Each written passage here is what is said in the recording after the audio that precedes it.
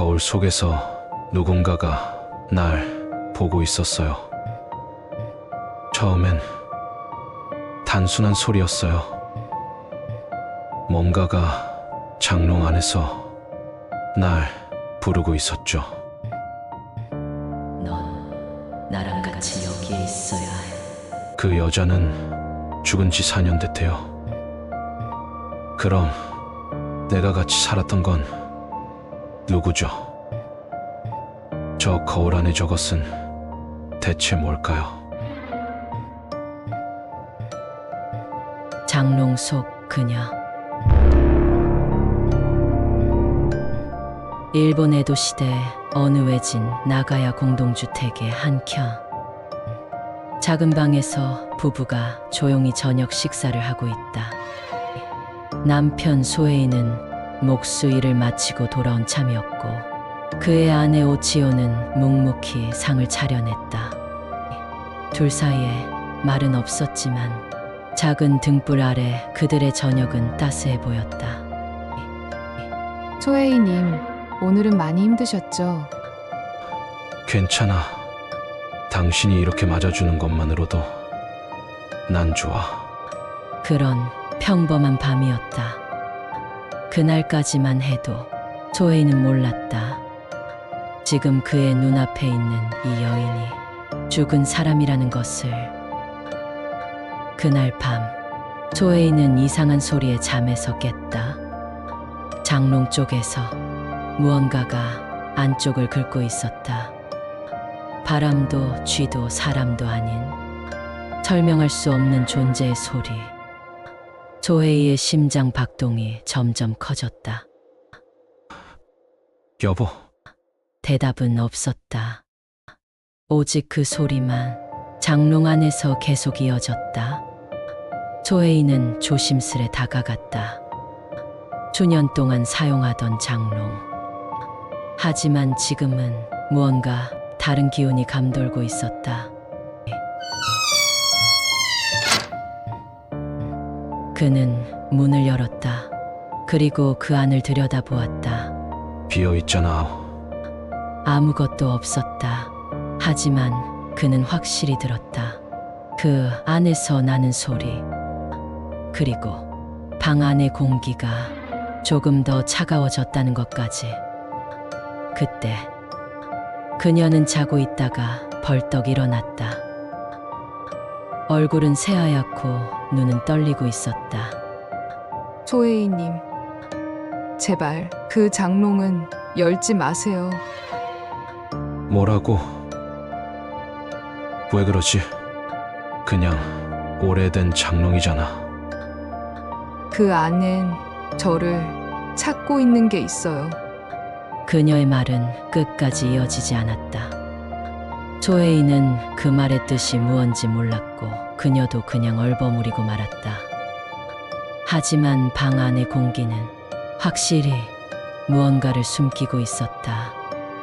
그날 이후 소혜이는 매일 같은 시간에 눈을 떴다. 아니, 어쩌면 한 번도 잠들지 못했을지도 모른다.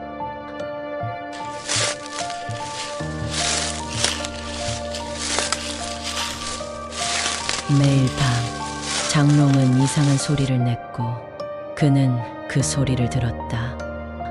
아무것도 없어. 내가 잘못 들은 거야.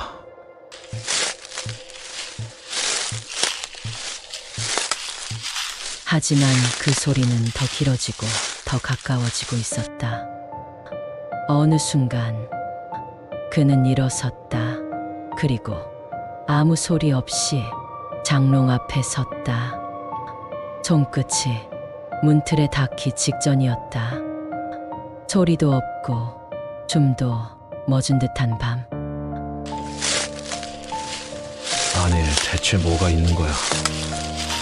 그 순간 장롱이 살짝 흔들렸다. 그는 장롱문을 열려고 장롱문에 손을 가져가다가 무슨 생각에서인지 그냥 잠자리로 돌아갔다. 아침이 밝았다. 어둠은 물러갔지만 방 안의 공기는 여전히 차가웠다. 그녀는 없었다. 어디에도 흔적조차 없었다. 짧은 침묵 후 갑자기 장롱문이 반쯤 열렸다. 여보, 장난치지 마. 어딨어? 이불 속엔 아직 그녀의 체온이 남아 있었지만 그녀는 사라지고 없었다. 장롱은 아무 말 없이 그를 바라보고 있었다. 아무도 없었다. 아무 소리도 없었다. 그런데 그것이 있었다. 장롱 앞 바닥에 떨어진 검은 머리카락 하나. 얇고 가늘지만 명확한 존재감. 이건 그녀의 것이다. 여기 있었던 거야. 그날 소혜인은 마을 사람들에게 도움을 요청했지만 그 누구도 그의 말을 진지하게 받아들이지 않았다. 그날 밤 장롱에서 이상한 소리가 났어요. 그리고 아내가 없어졌습니다.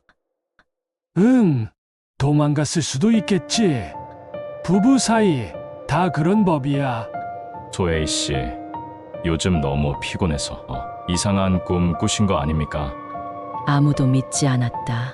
그가 본 것도, 들은 것도, 느낀 것도. 그게 아니야. 그날 장롱 안에는 언제부터 있었는지 모를 거울 하나가 보였다. 그는 무심코 그 안을 들여다보았다. 누구지? 거울 속 그의 어깨 너머 희미한 형체가 서 있었다. 머리는 길고 얼굴은 흐릿하고 눈이 없는 것처럼 보였다. 여보, 당신이야. 그는 자신이 꿈을 꾸는 것으로 생각했다. 소혜이님, 보이세요? 그 앞에 오치오가 있었다. 하지만 그 얼굴은 그가 알던 얼굴이 아니었다. 입 찢어지는 소리처럼 들리는 미묘한 마찰음. 그게 내 진짜 모습인가? 내 모습을 봤군요. 그 순간 그가 잠에서 깨었다. 그는 그녀의 고향으로 갔다. 그녀에 대해서 자세히 알고 싶었다. 먼 시골 마을, 낮은 지붕 아래 조용히 살아가는 사람들 사이에서 그는 그녀의 이름을 물었다. 그 아이는 이미 4년 전에 죽었어요. 아버지가 장롱 안에 가두고 말았지? 그는 믿지 않았다. 아니, 믿고 싶지 않았다. 나하고 엊그제까지 함께 살았는데 4년 전에 죽었다니. 하지만 무덤이 있었다. 돌로 만든 작은 비석 위에는 오치오의 묘라는 글씨가 또렷이 새겨져 있었다. 그럼 내가 함께 살던 그 여자는 누구였던 거지?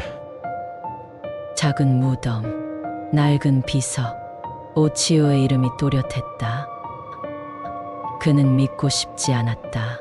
하지만 믿을 수밖에 없었다. 그럼 내가 본 건 누구였던 거야? 무덤은 아무 말도 하지 않았다. 대신 바람이 잠시 그 곁을 스치고 지나갔을 뿐. 그는 집으로 돌아왔다. 방 안에 들어서자 모든 것이 그대로인 듯 보였다. 하지만 공기가 달랐다. 냄새도, 빛도, 벽과 바닥의 온기조차 모든 게 낯설었다. 누가 다녀간 건가? 장롱은 열려 있었고 그 안은 그를 기다리고 있었다. 장롱 안 어둠 속에서 무언가가 빛나고 있었다. 손바닥만 한 둥근 거울. 그런데 그 안에서 무언가가 그를 바라보고 있었다. 거울이었다. 보이세요? 소혜이님, 여기에요. 뭐지? 그는 거울을 들여다보았다. 그리고 그 안에서 자신을 바라보는 그녀를 보았다. 소혜이님, 보셨어요? 내가 누구인지 이제 알겠죠? 눈동자는 없었다. 대신 새까만 구멍이 있었다. 입은 찢어져 있었고 그 안에서 아무 소리 없이 웃고 있었다. 꽃이여, 이제 그는 알았다. 자신이 함께 살아온 그녀는 이미 죽은 자이고 지금 거울 속에서 자신을 보면서 웃고 있다는 것.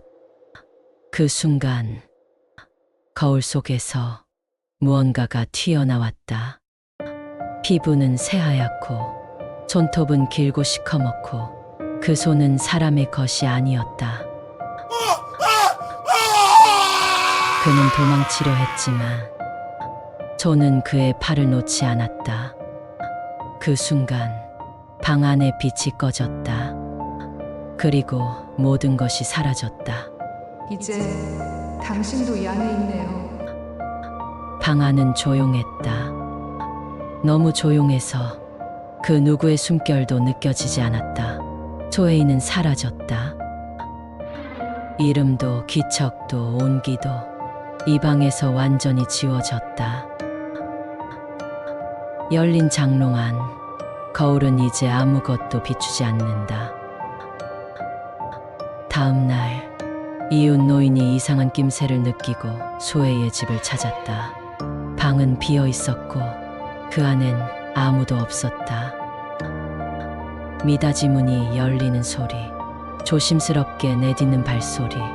하지만 열린 장롱 안의 거울 속엔 두 개의 그림자가 서 있었다. 하나는 남자였고 하나는 여자였다. 그리고 그 둘은 꼭 붙어 있었다. 분명히 아무도 없었는데 움직이지 않았고 말도 하지 않았고 그저 그림처럼 그곳에 존재하고 있었다. 그 순간 그들 뒤로 손 하나가 움직인다. 길고 창백하고 손톱은 검게 타 있었고 그것은 거울을 보고 있는 동네 노인을 향해 다가오고 있었다. 거울 속에 그것이 세 번째를 부르고 있었다. 이제 당신 차례야. 끝은 없다. 단지 다음으로 이어질 뿐이다. 영상을 시청해 주셔서 정말 감사합니다. 구독과 좋아요를 눌러주시면 더 무섭고 흥미로운 이야기로 내일 찾아뵙겠습니다.